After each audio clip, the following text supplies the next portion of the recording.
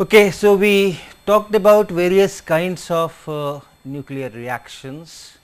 We talked about compound nucleus reactions. We talked about direct nuclear reactions, in which transfer reactions, that is the stripping reactions or pickup reactions, capture reactions, scattering, elastic scattering, inelastic scattering. All these things we discussed, and little bit of mechanism and physics we discussed.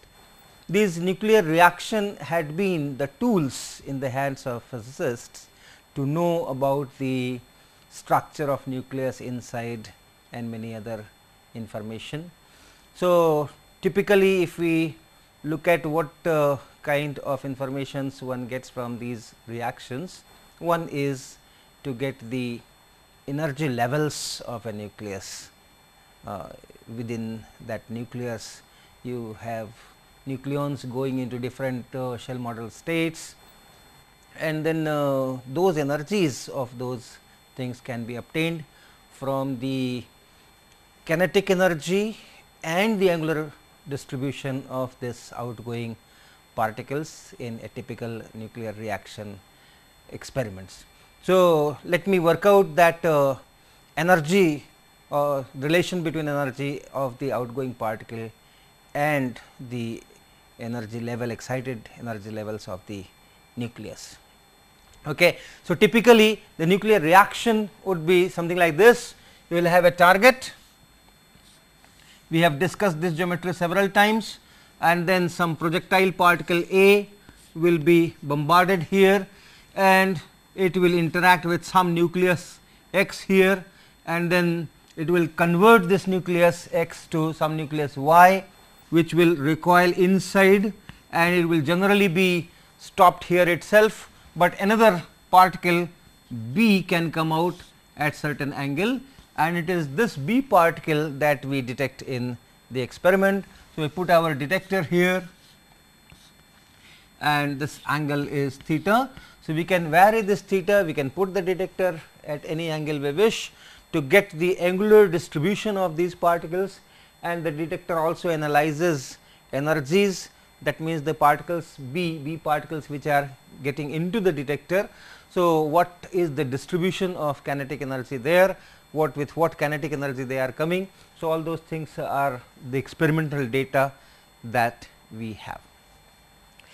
Now, I show it as a two dimensional picture. So, this is that X nucleus, initial nucleus, and this A particle going here. So, this is the initial condition with some kinetic energy K A and some linear momentum P A, and then after the reaction this X becomes Y, and this Y comes out, not comes out, it is in the target, but it starts moving in some direction, and this B particle is going in some other direction.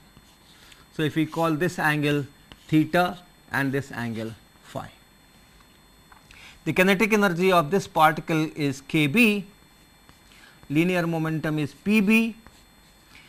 The kinetic energy of this nucleus here, the product nucleus Y. So, your reaction is X A B Y, right, that is the reaction.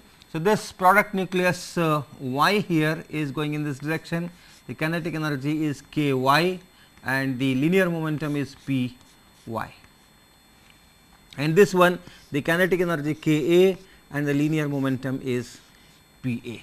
The linear momentum will have its own direction.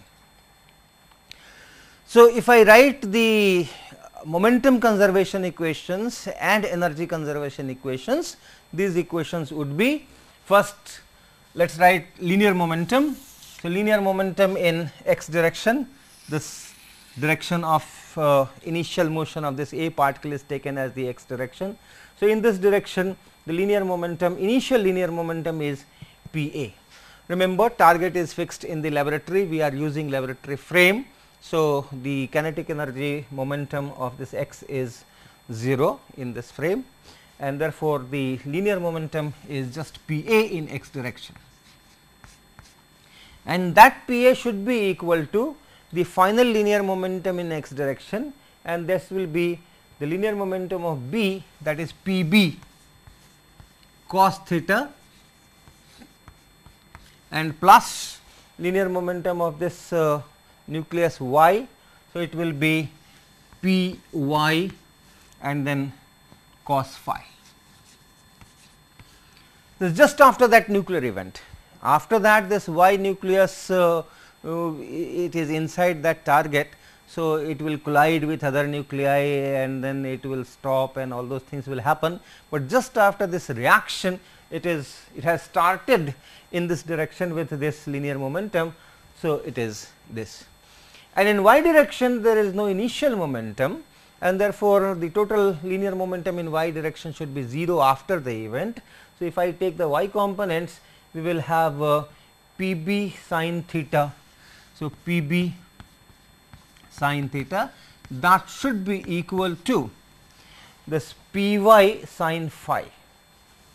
This should be P y sin phi. So, that in y direction the two momenta cancel each other and the resultant is still 0, which was 0 before the event. So, these are the linear momentum equations.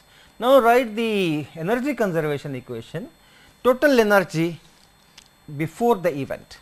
So, total energy is mass energy, rest mass energy of A, rest mass energy of x and the kinetic energy of A. So, that is m A c square plus m x c square and plus k A. So, that is the initial energy before the event. This is the energy, the rest mass energy of this A particle, rest mass energy of this x particle and the kinetic energy of A particle, kinetic energy of x particle is 0. So, that is initial energy. Final again rest mass energy. So, this should be equal to m b times c square plus m y times c square. So, that is the rest mass energy of these two particles, and then the kinetic energy of B plus kinetic energy of y. So, k b and k y, and if this y nucleus is produced in an excited state, that extra energy also has to be written on the right hand side. If this y nucleus is produced in the ground state, then this is all. All these rest mass energies that we are writing, that is for the ground state, right.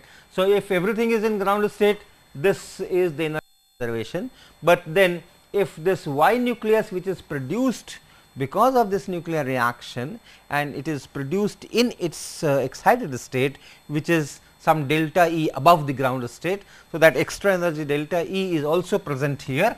So, plus delta E.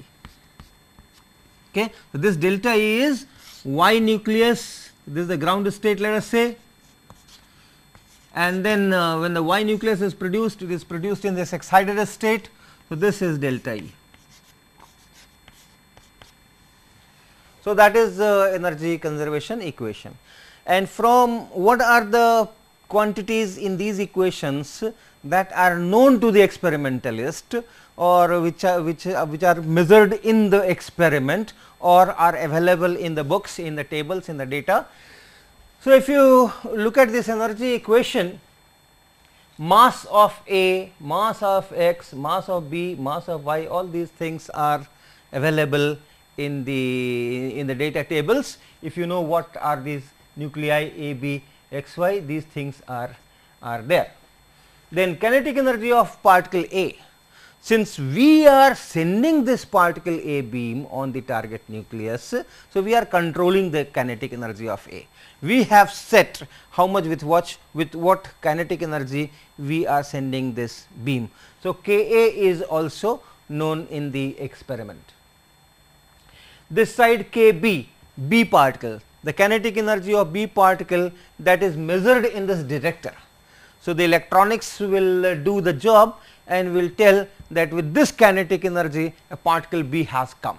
So, that can be measured, that also comes out from the experiment.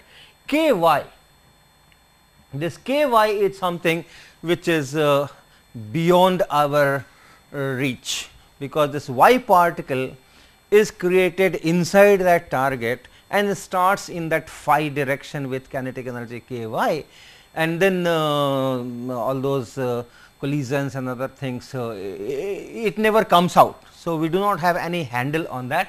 So, this is not known. So, if we want to know this excited state energy delta E from this experiment, I should eliminate this k y, and this k y can be eliminated using these two momentum equations, because k y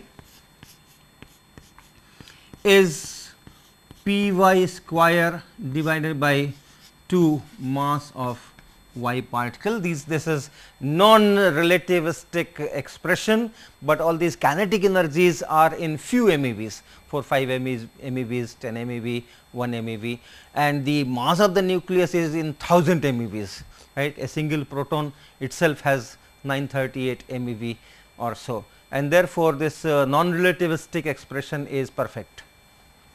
Okay. So, we use this non-relativistic expression because the kinetic energy is small as compared to the mass of this y, and this p y I can get from these two equations, which are the linear momentum conservation equations.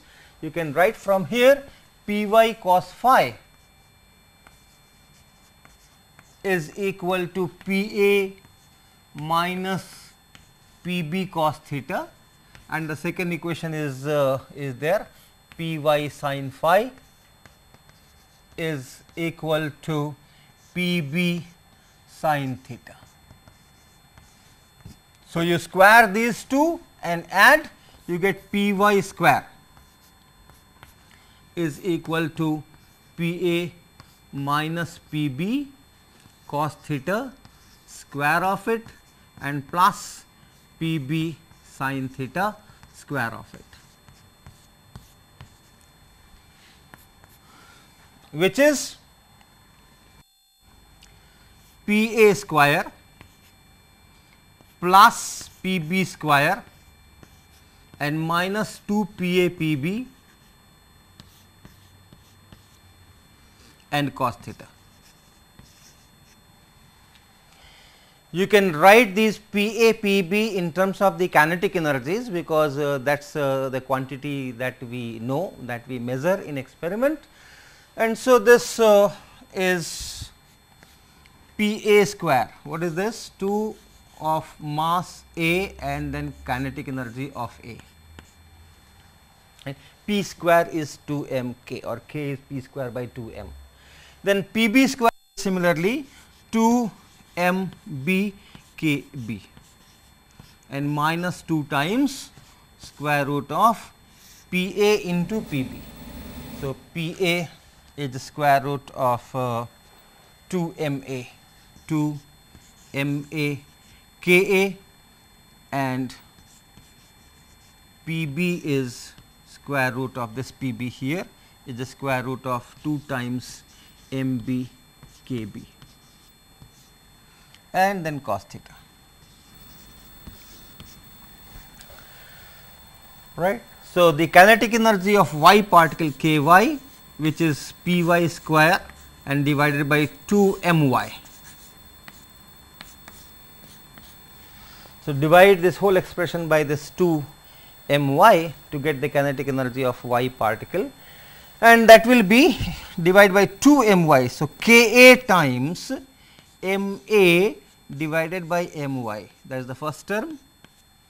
Then second term is k b multiplied by m b by m y, that is here, and then minus. This 2 will cancel this 2, but then there will be another 2 from this square root expression. So, you will have 2 here and square root of m a m b, and if you write inside that square root, it will be m y square, then square root of k a and k b is there. So, k a is there, k b is there, and then cos theta. That is kinetic energy k y. Okay, come back to the energy expression, which is here. M a c square plus m x c square is the initial rest mass energy, and m b c square m y c square is the final rest mass energy. Take it to the left side. initial rest mass energy minus final rest mass energy is known as the Q value, you know that.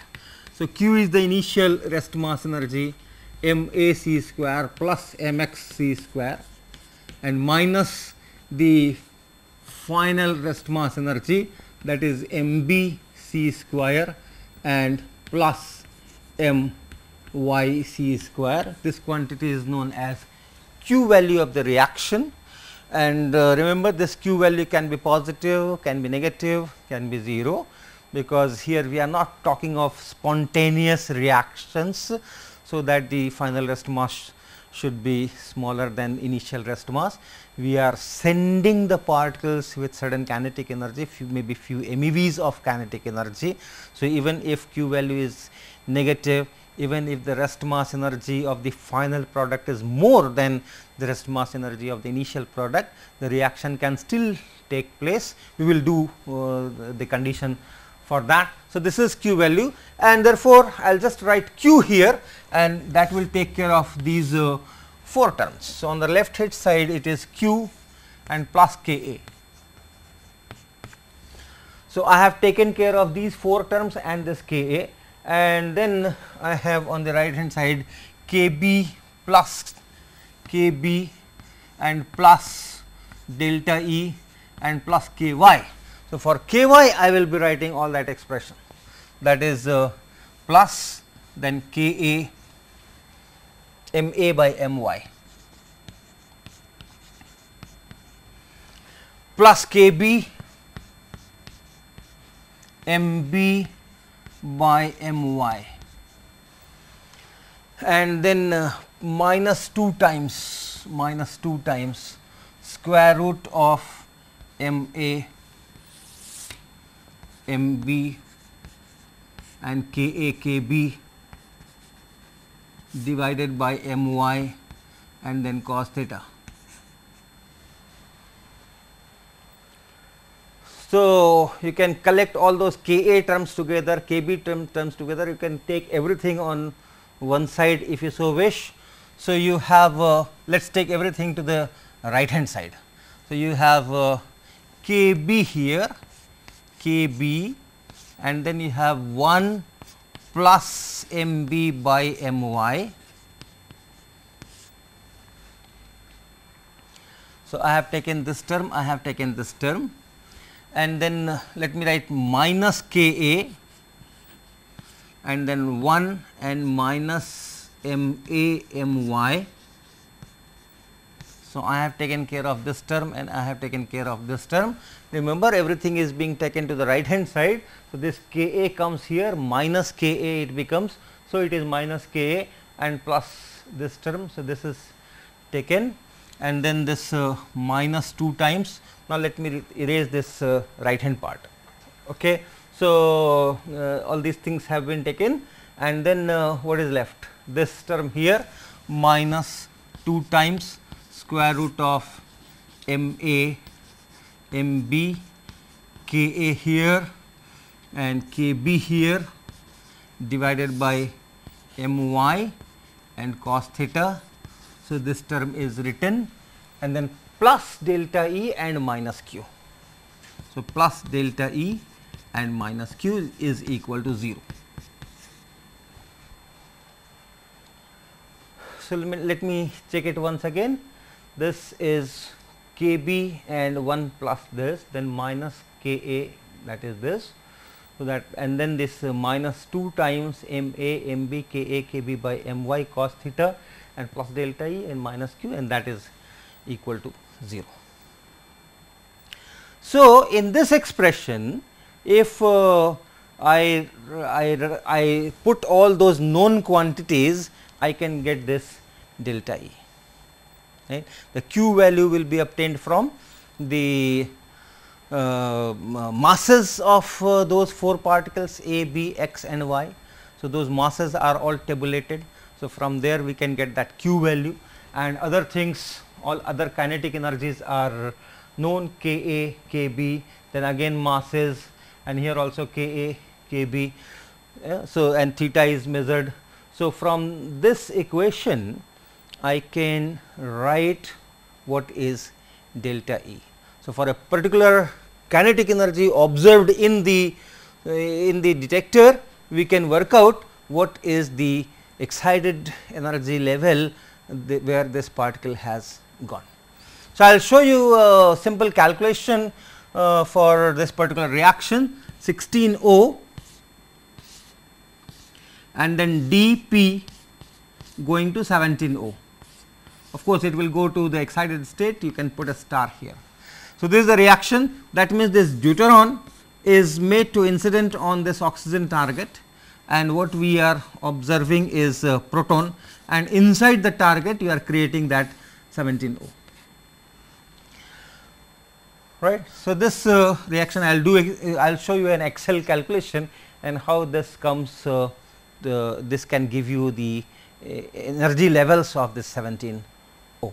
All right. So, look at your screen. In this we are calculating excited state energy of for that reaction that is written there, and if you look at the quantities that I have written here, this is Ma. A is, what is A? A is here the incident particle, that is deuteron. It is mass in certain units. Deuteron you have almost 2 AMU, because you will have 1 proton and 1 neutron. So, mass of A. This is mass of B. B is proton.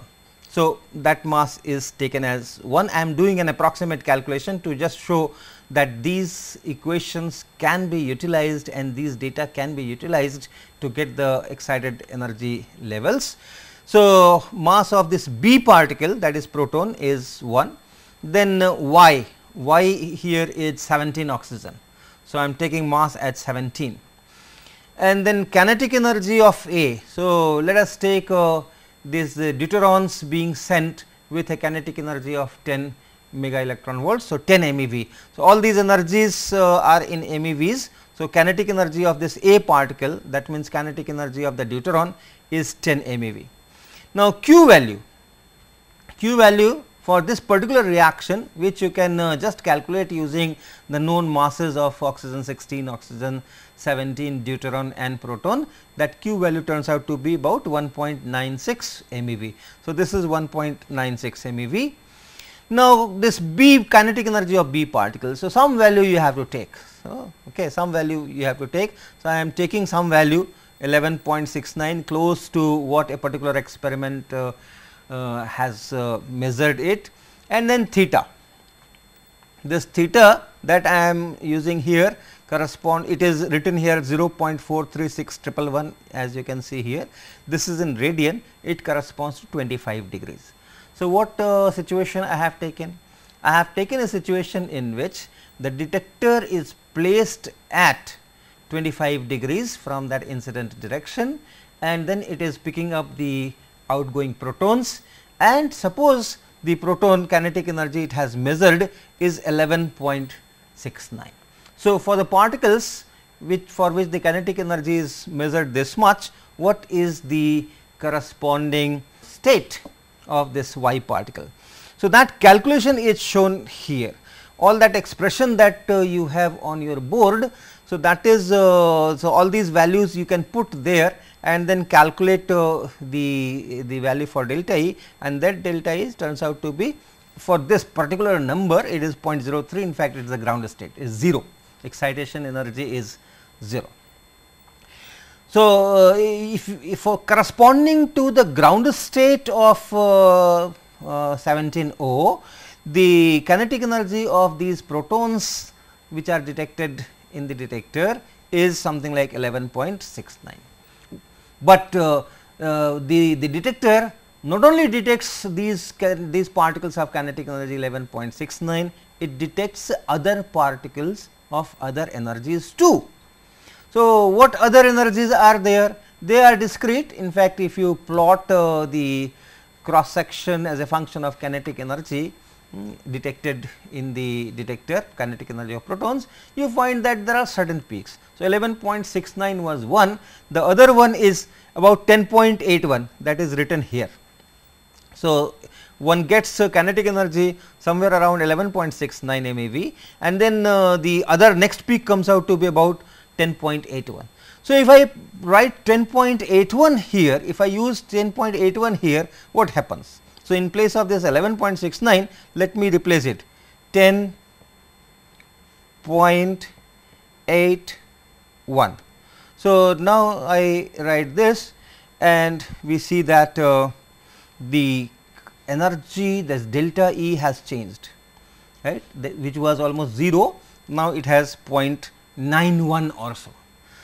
So, if I get the kinetic energy of 10.81 MeV in the detector, from there I come to know that 17 oxygen, which I never observe in this particular experiment, right. The oxygen 16 was our target and deuteron was our projectile, and what we observed in our detector was proton. 17 oxygen was formed inside that target nucleus and we had no handle to look at that.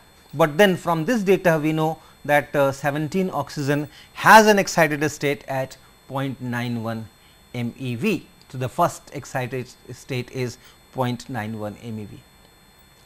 The next lower kinetic energy that one observes is approximately around this 8.58 MeV, and corresponding to this energy you can again calculate what is the energy of that 17 oxygen above ground state. So, what I have to do? I have to write here 8.58 in place of this kinetic energy of B particle. So, I can do that and 8.58. So, this is 8.58 and enter. So, what you see? You see energy of 3.1, something like 3.1 MeV. So, you have gotten, you are getting the energy level diagram of 17O. The ground state was there, then the first excited was at 0.91 and then the second excited state is here about 3.1 MeV. Similarly, you can go for this fourth one 7.77. You can write that 7.77 here. So, 7.77, this is the kinetic energy of the proton, and if you do that, it is somewhere else 3.88. These numbers are only to show you how you get delta E from the measured quantities. These are not the very accurate number of for that 17 oxygen, but this is how you make the calculations. Okay. So, I am coming to the board now. Okay. Now, from this equation that is here, this equation, you can do some more things. For example, you can think of threshold energy. What minimum kinetic energy of this projectile particle is necessary for this particular reaction. So, if you look at this equation and focus on this kinetic energy of B particle, you see that it is a quadratic equation in square root kb. So, square root kb square is there and then there is a term of square root kb and then these are the so called constant terms. So, if you think in terms of quadratic equation, a x square plus b x plus c equal to 0, and for x you think of that square root of kb. I can write it little bit in that form. So, it will be kb times 1 plus mb by my, and then let me write this one. So, it is minus 2 times square root of ma mb and ka here divided by my and cos theta also, and then square root of kb and everything else I will write here. So, it is minus ka, I can bracket here, remember this minus. So, ka into 1 minus ma by my, that is, and then plus q minus delta E, plus q and minus delta E. This is equal to 0. Right. So, that it is a standard quadratic equation format. So, square root kb square is there. So, ax square. So, this is ax square and then plus bx. So, this is in place of b and then x and then c the rest of it. So, minus taken outside, ka 1 minus ma by my and then since I have taken minus outside, it is plus q minus delta E equal to 0. Now, the condition on Kb would be that this discriminant should be first, it should be greater than or equal to 0. So, that you get a real value of Kb. So, that is one, and also square root of Kb should be positive, because square root of Kb I am taking from linear momentum Pb. Pb I had written as a square root of 2 mb Kb. So, if that be the case, linear momentum Pb is positive. I have already taken cos theta, sin phi. So, directions are taken care. So, that Pb is positive. So, root Kb is positive. So, from this equation you can put conditions. First is that the discriminant should be greater than or equal to 0, that is one, otherwise the roots will be imaginary. So, that will put certain condition on Ka, that Ka should be at least this much, and then even if they are real, the quadratic equation has two roots, they are real. So, if one root is positive, one root is negative, reject that negative root and pick up only the positive root. There is certain range in which you have both roots positive. So, there are two kinds of kinetic energies of B particles are possible, but normally if the target is heavy and this incident particle and outgoing particle, they are quite light, which is generally the case in these nuclear reactions. In that case, that range is very small and you have almost 1-to-1 correspondence between the kinetic energy of Kb and the kinetic energy Ka. So, you can work out all these things and you can put up conditions. What you will find is, if this q value happens to be positive, that means the rest mass energy of final products is small and rest mass energy of the initial products is larger, then there is no threshold, there is no minimum limit on Ka, any Ka will do. But if this q value is negative, so natural, if q value is negative, if the final products masses are larger than the initial one, then you have to provide certain minimum Ka. How much that Ka should be, that will come out from these conditions, discriminant greater than or equal to 0, and of course, it will also depend on delta E, which state you are taking in that final nucleus, which state you are taking that final nucleus in, and also the cos theta. So, it is not just the difference in the rest mass energies, because the linear momentum has to be conserved. So, certain kinetic energy will be present to conserve the linear momentum. So, that initial kinetic energy of Ka particle should provide the increase in the rest mass energy, as well as together with that it also has to provide the kinetic energy needed to conserve the momentum, and that kinetic energy will also depend on theta.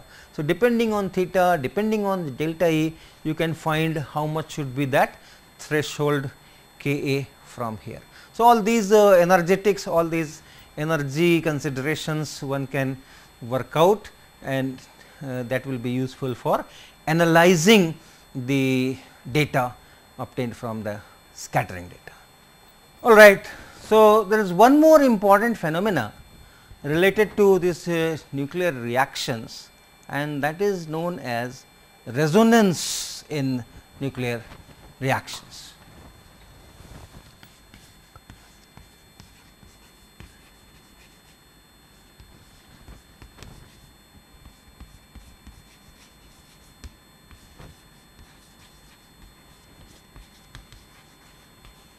Or nuclear resonances, sometimes it is called.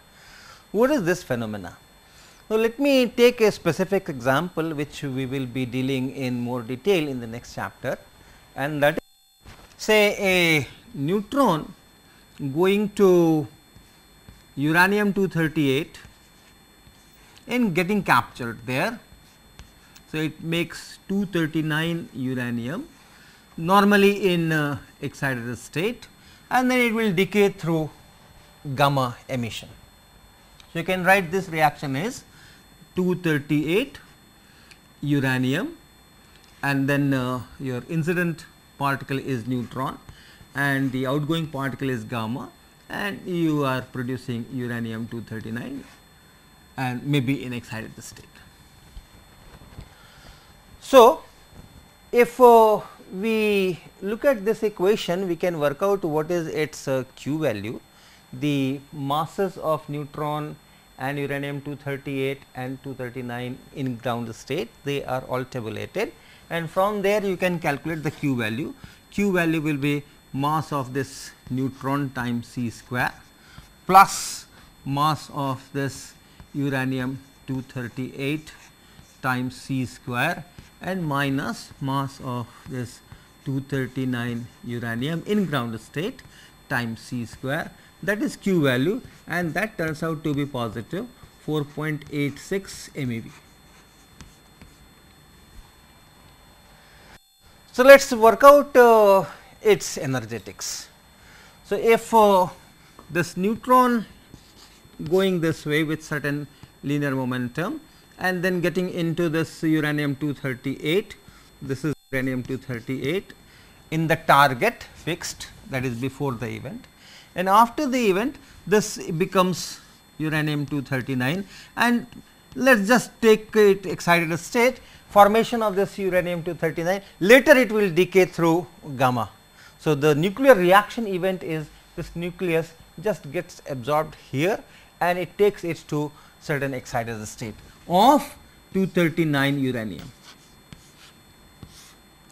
right. So, it takes it here, this is delta E and this is the excited state it takes. Later on it will decay through this gamma emission and all that, but as far as the nuclear reaction is concerned, it is just this. So, it will move in this direction because linear momentum has to be conserved, and this is a simple story, no theta and other things, phi.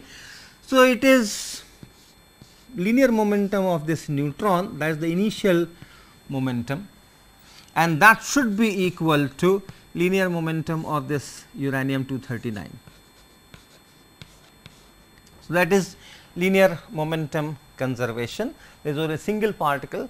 So, it cannot go anywhere else, it has to move in this original direction only inside the target. Remember, we are not assessing this nucleus, we are not reaching this nucleus, it is inside the target, but it has to start in that direction. So, this is one, and then we can write the kinetic energy, which will be kinetic energy of this neutron plus rest mass energy of this neutron and plus rest mass energy of this uranium 238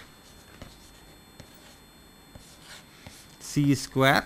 So, this is the initial energy, kinetic energy of the neutron plus rest mass energy of the neutron and plus rest mass energy of this uranium 238.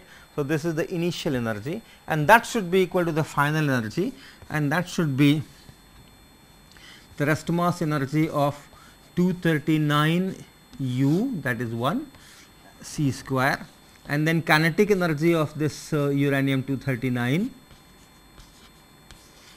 and then delta E. Okay. That is the final energy. Finally, you have only one particle uranium 239. So, its rest mass energy, its kinetic energy, and also it is in excited state. So, that extra energy is there, it is in a higher energy state. So, this is the energy business. Once again, we can eliminate kinetic energy of this 239 uranium, because that is something which we have no control, and then all these rest mass energies I can put on one side and write it as capital Q. So, it will be Kn plus Q. So, this is Kn that I have taken and this Q I have taken, and this is equal to K of kinetic energy of that 239 uranium and plus delta E. And this kinetic energy of uranium 239, once again I can eliminate, and by writing it as this linear momentum of 239 uranium square divided by 2 times mass of 239 uranium.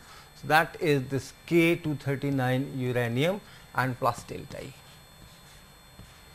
Now, this is equal to linear momentum of this 239 uranium, it is same as linear momentum of the incident neutron, that you can see on this board. This P n is same as P 239 uranium. So, I can write this as P n square. Okay. P 239 uranium is same as P n, n is the neutron, incident neutron, linear momentum of that, divided by this quantity, and this I can write as 2 times m n here and m n here, and then divided by mass of 239 uranium and plus delta E. Okay. So, take this and this is kinetic energy of the neutron. This is kinetic energy of the neutron, and then m n divided by mass of 239 uranium and plus delta E. So, what you have? You have K n common 1 minus m n by m 239 uranium. So, I am taking this to the left, this I have taken to the left here, and q I will take to the right. This is equal to delta E and minus q.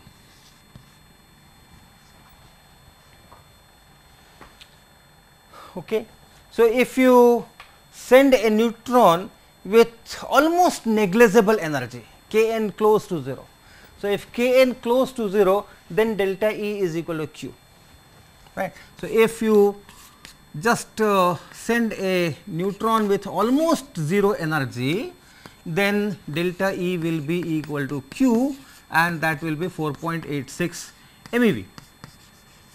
Whatever q, I am writing here in 2 decimal places, 3 significant digits, whatever is the value of q for this reaction, this almost 0 energy neutron, if it is absorbed, it will excite this uranium 239, the nucleus, final nucleus that is formed by capturing this neutron to the energy level close to 4.86 MeV. Now, where is that energy? Is there an energy there? Because a nucleus will have discrete energy levels.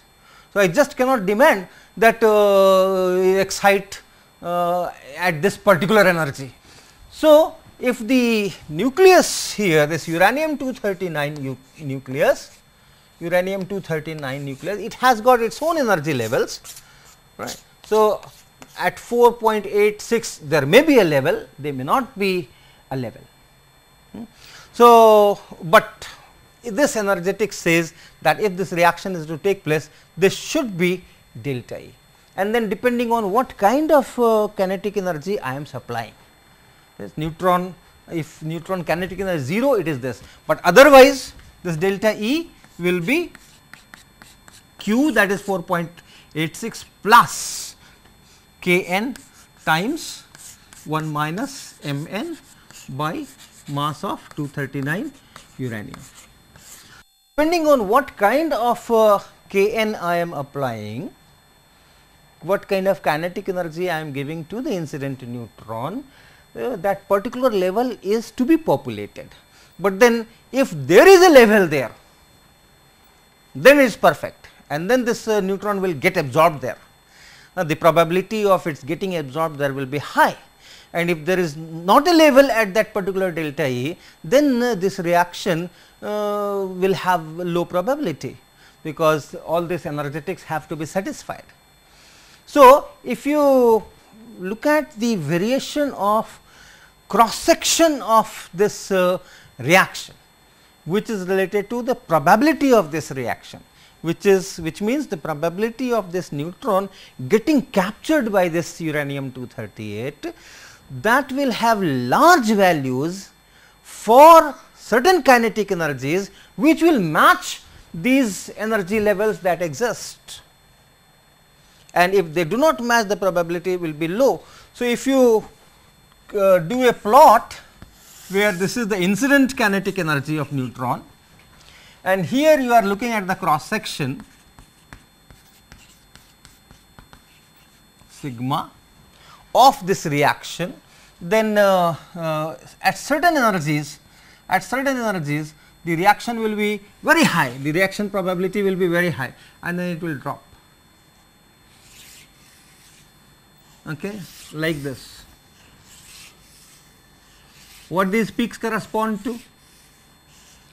These peaks correspond to energy levels of uranium 239 beyond 4.86 MeV. There may be levels below that will not be populated by these neutrons, because even if the neutron kinetic energy is 0, the delta is 4.86 MeV. So, depending on where are those levels beyond that 4.86 mark, and they are discrete.